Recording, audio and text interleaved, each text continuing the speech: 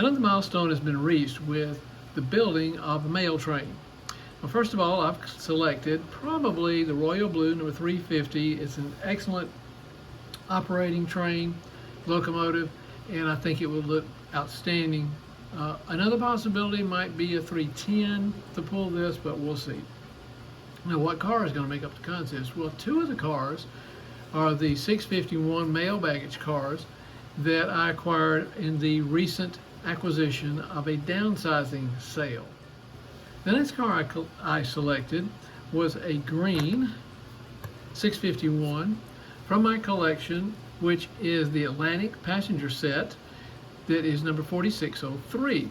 So it is, of course, painted green. This is one that I rebuilt from a car that I acquired from a collector or vendor partner, and I rebuilt it, repainted it, and if it had any on there, was stripped. I think it did. It was stripped. Then it was coated with a primer, plastic compatible primer, and then of course a plastic compatible green. And then the dry rubs were put on. Those were available from Portline's Hobbies. And then I coated it with a dull coat. I wanted to use another car, but it wasn't going to quite work, but it is one of my new favorites. And this is this one. There'll be more about it later when I share my New Haven set that is going to be pulled by 497, I believe, the New Haven Alco. But I really like this one because I partnered with a company in California to come up with this decal set. Of course, it has New Haven. I chose the number 667. Right here it has United States Mail, Railway Post Office, Railway Express Agency, and baggage. On this side, again, New Haven and 667, United States Mail, Railway Post Office, Railway Express Agency, and baggage. A really sharp looking car that I built from a vendor partner, a car I got from a vendor partner, and totally rebuilt it, stripped the paint off, coated it with a primer, a black, and then a dull coat to go over these decals. These, by the way, are water slide decals, but more on that later. But it's not going to be included because that new train is configured with knuckle couplers. Of course, this train is going to be link couplers. And that brings us back to what is going to become the fourth member of this contest, and that's this red New Haven 718 operating baggage car or mail car.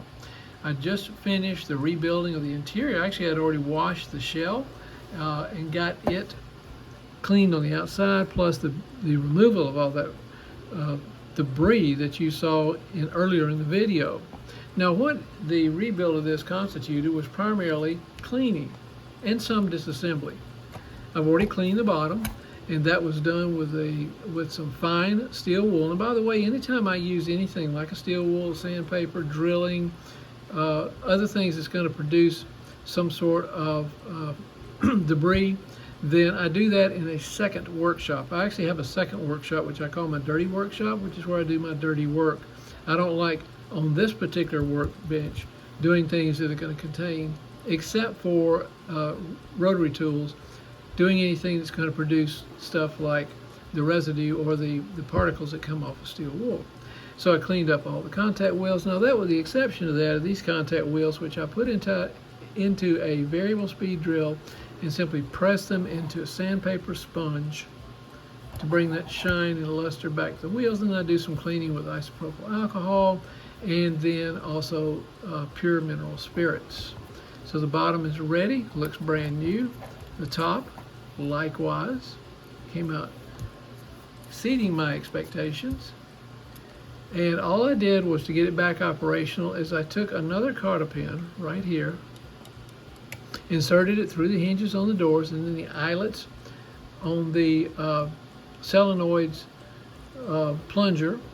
And by the way, that's probably about the longest plunger, I guess. Well, maybe not, but maybe one of the longest plungers in American Flyer.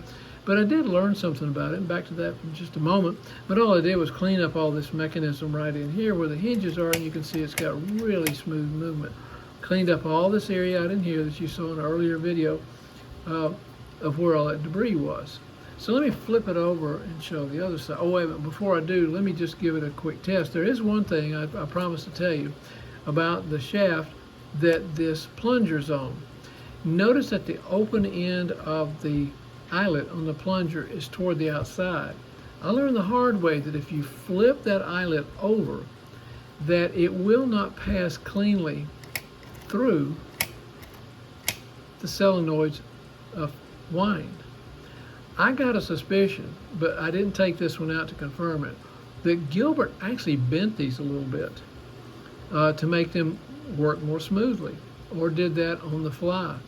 When I flipped it over by accident and pointed that opening right there to the eyelet toward me, it would not go through the plunger. I tried it several different ways.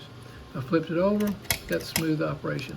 Now all this is a replacement cotter pin inserted down through the hinges and down through the eyelet, and it puts it back into operation. Let's flip it over.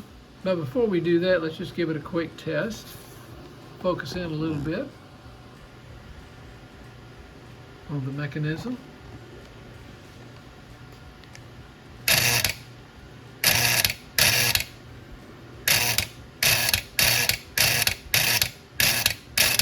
Meets my expectations.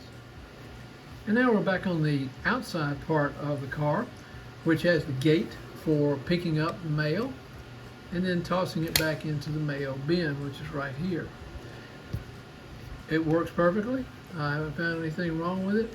Now the cleaning again was done with washing, a little bit of light rub down with very fine steel wool, a little bit of work with a rotary tool over the rust spots. You remember all the rust spots that were on the gate, and then isopropyl alcohol, and then CRC 226 for the final coating moving forward. But if you look inside this chamber and the rest of the assembly, you can see these white marks. That's where that gunk, whatever it was piled up. So it must have been very acidic to eat through all that without being rubbed in. So we can take a quick look at it from this side as well and pass the cable over.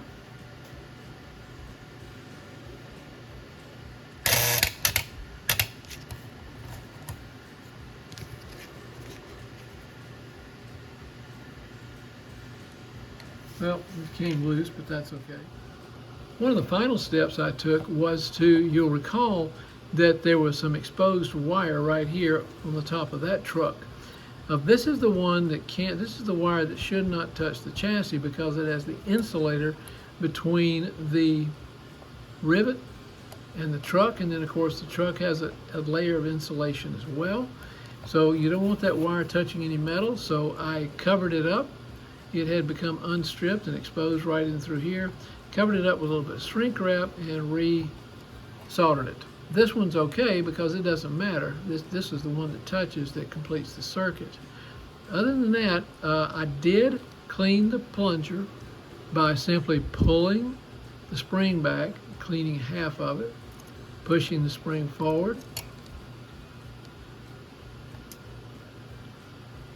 cleaning it, and that was it. Otherwise, I would have had to cut off that tab right there to remove this disc, to remove the spring, and then maybe I would have been able to remove that altogether. Although I hope it would pass this wall right here, or the eyelet would pass through the solenoid, which I don't think it would do.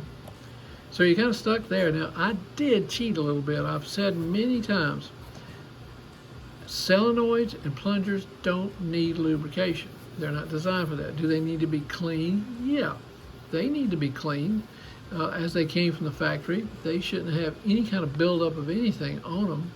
But I did put a little bit of graphite on the end of my finger and rubbed it right around the beginning of this shaft right here. And I've done that before. It doesn't hurt anything, but I just want to make sure it's got a little bit of protection moving forward. We'll see long term how it does. But this should work very nicely. Come along, hit the bag, boom, throw it back in, toss it out. So I'm excited to get this back. So I guess the next thing we'll see, I won't make any videos of cleaning that other red and other green car because there's really nothing in them except to wash them clean the wheels up and the trucks and stuff like that, and the bottoms of the chassis, and let it go. However, remember, how I get the pins out on these, as a matter of fact, these are a round head pin. I've never seen those before.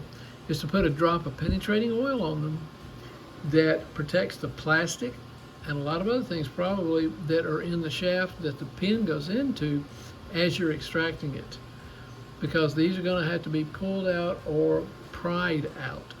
So that is the one thing that I do to make sure that I'm not fracturing any of the plastic up through here where that shaft is. As you can see, there's not a whole lot to do to these except give them a thorough washing and protective coating to get them ready for production use. So I hope the next time you see this train will be in the actual video on the railhead.